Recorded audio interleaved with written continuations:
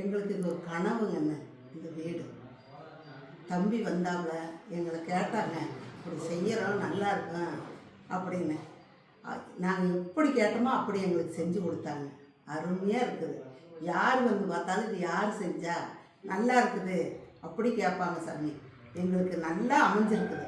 சரிங்க, ரொம்ப நன்றிங்கம்மா. சரி சரி, தேங்க்யூ. நல்லா இருக்கு.